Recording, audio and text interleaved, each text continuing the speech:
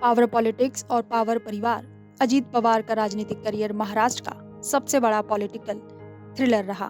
कभी king maker, कभी रिवेल, कभी डिप्टी सीएम, अजीत पवार का राजनीतिक सफर हमेशा हेडलाइन में रहा। शरद पवार के भतीजे लेकिन पहचान खुद की। महाराष्ट्र की राजनीति का वो चेहरा जो हमेशा गेम चेंजर बना। 44 साल राजनीति के इस लंबे सफर में अजीत पवार आज हमें हमेशा के लिए अलविदा कह गए। आज सुबह बारामती प्लेन क्रैश दुर्घटना में उनका निधन हो गया।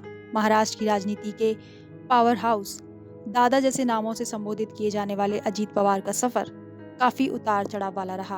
उन्होंने एक कॉर्पोरेटिव संस्था से शुरुआत करते हुए राज्य के डिप्टी सीएम तक के पद का सफर तय किया। दरअसल 66 साल के अजीत पवार महाराष्ट्र की राजनीति में दिग्गज नेताओं में शुमार थे। 13 साल में 6 बार वे महाराष्ट्र के डिप्टी सीएम बने। लंबे समय तक लगातार उप मुख्यमंत्री बने रहे। अजीत पवार के राजनीतिक करियर की शुरुआत 1982 में हुई, जब वे 20 साल के थे। तब उन्होंने एक चीनी सहकारी संस्था से चुनाव लड़ा। फिर 1991 में पुणे के सहकारी बैंक में 16 साल तक अध्यक्ष रहे। 1991 में बारामती से लोकसभा के सदस्य चुने गए। इसी साल वे महाराष्ट्र विधानसभा के लिए भी चुने गए। उसके बाद 1992 से 93 तक कृषि और बिजली राज्य मंत्री रहे। साल 1995, 1999, 2004 और 2014 में वे बारामती निर्वाचन क्षेत्र से लगातार जीते थे। अपने राजनीतिक करियर में वे सीएम की कुर्सी से एक कदम ही दूर रहे, लेकिन डिप्टी सीएम की कुर्सी पर कई बार बैठे। 10 नवंबर 2010 से 25 सितंबर 2012 तक पृथ्वीराज चव्हाण के सीएम कार्यकाल के दौरान डिप्टी सीएम रहे। 25 अक्टूबर 2012 से 26 सितंबर 2014 तक डिप्टी सीएम रहे। 23 नवंबर 2019 से 26 नवंबर 2019 तक देवेंद्र फडणवीस के सीएम रहने पर डिप्टी सीएम रहे। 30 दिसंबर 2019 से 29 जून 2022 तक उद्धव ठाकरे के सीएम रहने पर डिप्टी सीएम बने।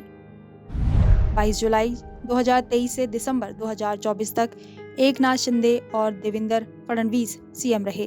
तब भी वह डिप्टी सीएम बने, जो कि अब तक के 6वें उप मुख्यमंत्री की जिम्मेदारी संभाल रहे थे। अजीत पवार का राजनीतिक जीवन हमेशा विवादों से भी जुड़ा रहा। 2013 में उनका नाम सिंचाई घोटाले के विवाद से जुड़ा। तब उन्हें इस्तीफा देना पड़ा था।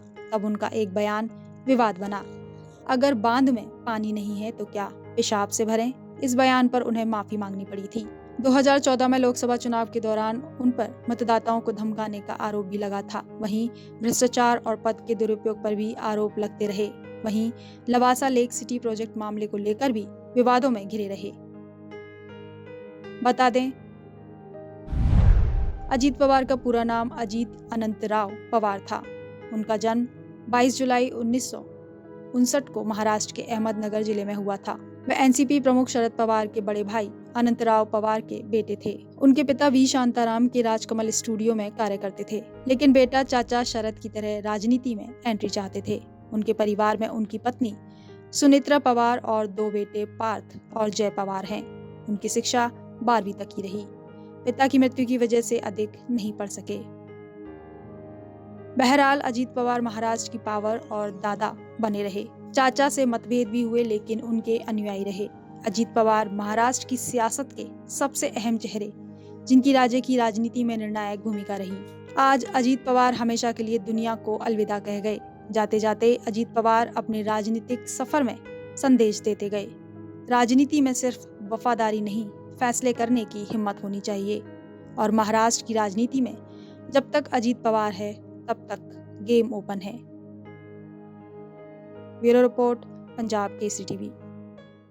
हमसे जुड़े रहने के लिए हमारे YouTube चैनल को सब्सक्राइब करें और नई वीडियो की नोटिफिकेशन के लिए बेल आइकॉन को दबाएं।